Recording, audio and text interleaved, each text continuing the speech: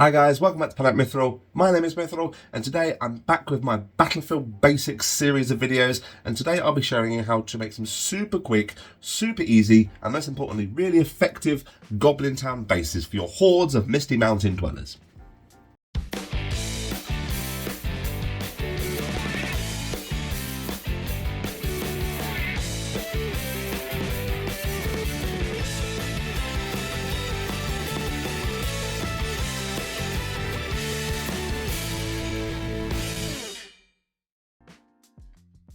Now I should state, this isn't only usable for Goblin Town. You can use the method of baiting here for any model who might find himself on planking, whether they be Goblin Warrior, Corsair Pirate, or Orcs disembarking a siege tower, ready to wreak havoc.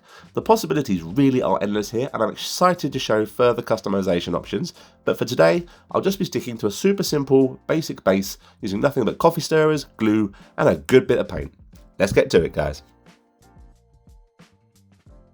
Okay, so you can see that I have my base ready for planking, my PVA glue and a generous helping of coffee stirrers donated to the hobby cause by my local coffee chain. Now the first step is to trim some of these larger stirrers down into more manageable sizes, so I'm going to take my clippers and snip roughly 1 to 2 inch lengths of plank from each stirrer. Now be careful as these can ping off and become missiles. Sorry Stace. You don't need to worry about them being even at all, in fact the more rugged the better. Now I'm going to take my PVA, I'm going to take my base and apply a liberal coating of PVA to the surface, spreading it around in a circular motion over the top to make sure I get a nice amount of adhesive across the entire surface.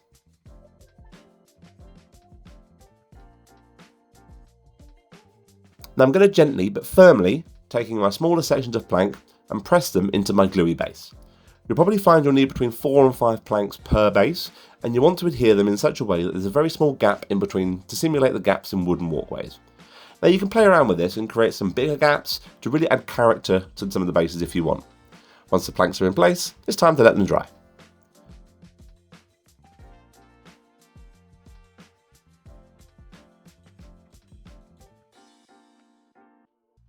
Okay, now my planks have thoroughly dried. I'm just going to trim down the length a little bit more to make the bases a little bit more tabletop friendly. And in doing so, distress the ends and make them look splintered, worn and ragged, just like they would in Goblin Town. You can see how I'm taking my clippers and just bending the edges of each plank until the fibre gives way. Now I'm not looking for anything perfect, but I want to veer away from clean cut lines for my Goblin Town basing. Also, please remember to be careful when working with tools and wayward splinters.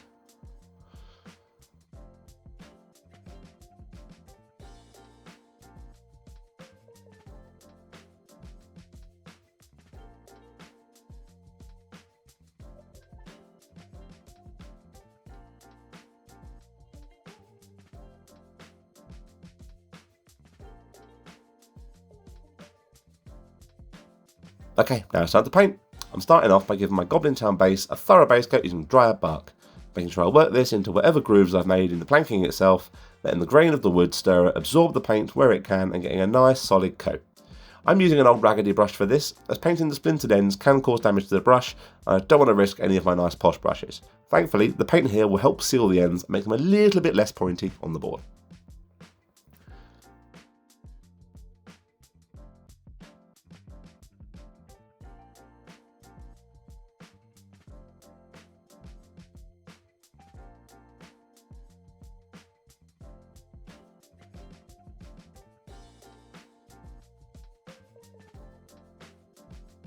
When this is dried, I'm going to apply a heavy dry brush over the surface now using Gawthor Brown.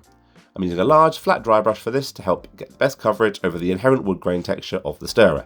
You can play around with the tone at this stage. If you want something more rotten and aged, maybe try Baneblade Brown, or something lighter over the base coat.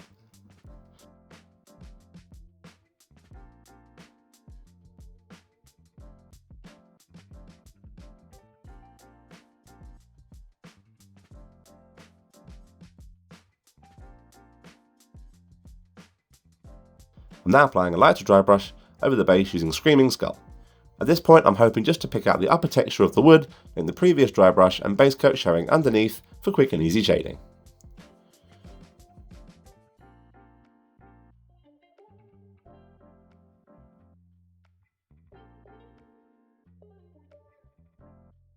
Finally, I'm just mounting my base to a freestanding surface, a paint pot or something similar, and applying a solid coat to the rim using drier bark just to finish it off.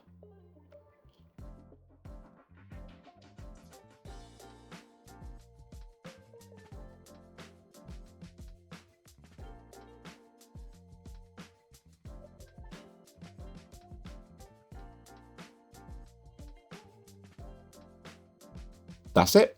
Then all that's left to do is mount your Goblin Warrior and watch him come to life on the battlefield.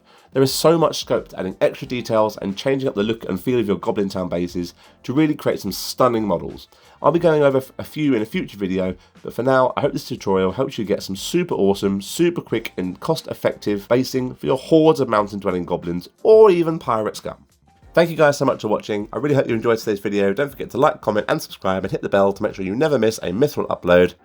Thank you so much to all our patrons as well. Your support helps us keep doing what we're doing, and it is greatly, greatly appreciated.